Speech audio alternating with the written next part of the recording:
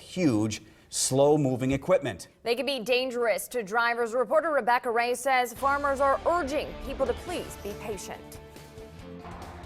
It took officials nearly 9 hours to clear this scene after a bad collision. 2 people are dead, a third taken to the hospital after a fiery crash here along Highway 30.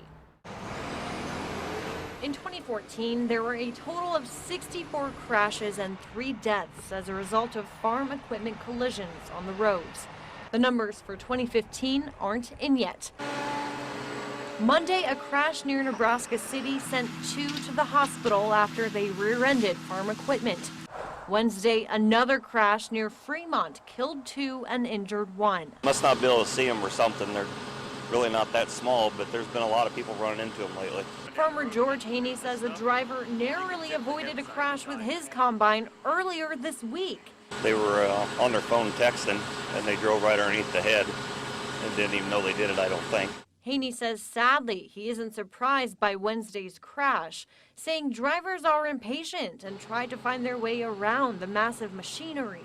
When they come up beside something like this, the people are usually watching to see ways around them, and they'll move over as far as they can. And sometimes, they might have to get off the road to get around them, but if they just slow down a little bit, it don't take very much time, they can get right around. Sheriff deputies have not said what caused Wednesday's crash. A witness tells us an SUV and semi were headed in opposite directions when the SUV entered the oncoming semi's lane of traffic, crashing into it.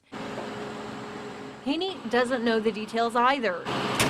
He did give us an idea of his point of view while he's driving, and says next time a driver gets impatient, keep his view in mind. If you can't see right behind you, it's worth a darn on them. Authorities have still not identified the 2 victims. In Fremont, Rebecca at KMTV Action 3 News.